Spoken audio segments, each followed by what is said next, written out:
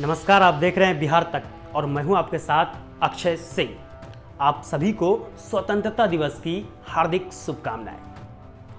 हम 100 पर भारी एक पड़े, हम धरती पुत्र बिहारी हैं। भारत की आज़ादी के पहले नायक हम तिलका मांझी हैं।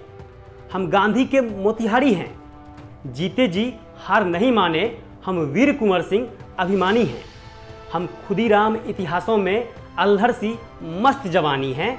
भारत के प्रथम राष्ट्रपति डॉक्टर राजेंद्र प्रसाद की कहानी है। भारत के स्वतंत्रता संग्राम में बिहार की भूमिका का क्या कहना। भारत में अंग्रेजी राज्य की स्थापना के साथ ही उसके विरुद्ध सन्यासी विद्रोह का केंद्र बिहार और बंगाल रहा। फिर चाहे बात नील विद्रोह का हो या फिर मुंडा विद्रोह। 1857 की क्रांति में बिहार के सपूतों ने अंग्रेजों को अपना लोहा मनवाने में कोई कसर नहीं छोड़ी। बिहार के स्वतंत्रता सेनानियों में बाबू वीर कुंवर सिंह, श्री कृष्ण सिंह, अनुग्रह नारायण सिंह, जयप्रकाश नारायण, रामवृक्ष बेनीपुरी, कई स्वतंत्रता सेनानियों ने इस जमीन को अपने खून से सींचकर भारत को आजादी दिलाई। आज हम आपको 11 अगस्त 1942 पटना सचिवालय गोलीकांड की कहानी बताते हैं। उन 7 जवानों का किस्सा। पटना सचिवालय के ठीक सामने 7 छात्रों की प्रतिमा लगी हुई है।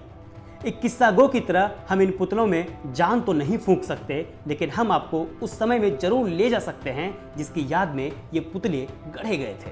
11 अगस्त 1942 गांधी जी की गिरफ्तारी की खबर पटना पहुंची। इंटरनेट नहीं था, अखबार से ही पहुंचा होगा। यहाँ कक्षा 9 और 10 में पढ़ने वाले 7 छात्रों की एक गोलबंदी हुआ करती थी। अलग अलग स्कूल में पढ़ने वाले ये छात्र एक साथ अखबार पढ़ते थे। ये खेल के मैदान में बनी दोस्ती थी। अक्सर इनकी चर्चा का विषय अंग्रेजी सरकार के खिलाफ चल रहा आंदोलन हुआ करता था। ऐसे में जब इन्होंने भारत छोड़ो आंदोलन और गांधी जी की गिरफ्तारी की खबर अखबार में पढ़ी तो अपनी तरफ से कुछ करने की सोची। तय हुआ कि पटना के सचिवालय पर झंडा फहराया जाएगा। उस दिन दोपहर 2 बजे 7 छात्र पटना सचिवालय के बाहर इकट्ठा हुए। राम मोहन राय, सेमिनरी में कक्षा 9 में पढ़ रहे उमाकांत सिन्हा और रामानंद सिंह, पटना कॉलेजिएट स्कूल की क्लास 10 के छात्र सतीश प्रसाद झा, बिहार नेशनल कॉलेज में बीए की पढ़ाई कर रहे Jagpati Kumar, Patna high English school में 10वीं की पढ़ाई कर रहे राजेंद्र सिंह, पुनपुन हाई स्कूल में 9वीं की पढ़ाई कर रहे Ram Govind Singh, Miller high school में 9वीं की पढ़ाई कर रहे देवीपत चौधरी इन छात्रों में सबसे आगे थे। उन्होंने अपने हाथ में कांग्रेस का तिरंगा झंडा पकड़ रखा था। उस समय पटना के कलेक्टर WG आर्थर ने इन छात्रों को सचिवालय की तरफ बढ़ते देख इन पर गोली चलाने का आदेश दे दिया। गोली लगी देवीपत चौधरी को।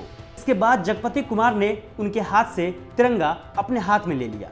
पुलिस ने कुल 13 राउंड फायर करके इन 7 प्रदर्शनकारियों को मार गिराया। क्या WG आर्थर छात्रों को तिरंगा फहराने से रोक पाए? जवाब है नहीं। छात्रों की इस टुकड़ी में 8वां छात्र भी था जिसका जिक्र इतिहास में बहुत कम मिलता है।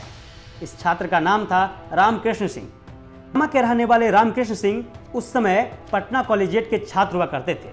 जिस समय ये 7 छात्र सचिवालय की तरफ बढ़ रहे थे, रामकृष्ण के दिमाग में दूसरी योजना थी। वो माली बनकर सचिवालय में घुसे और सबसे नजर बचाते हुए सचिवालय के कंगूरे पर पहुंच गए।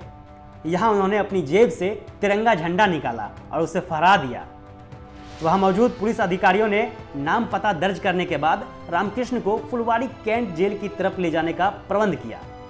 इधर सचिवालय पर हुई गोलीकांड की खबर पूरे शहर में फैल गई। लोग इसके विरोध में सड़क पर उतर आए। कृष्ण को भीड़ ने जेल के रास्ते में छुड़ा लिया।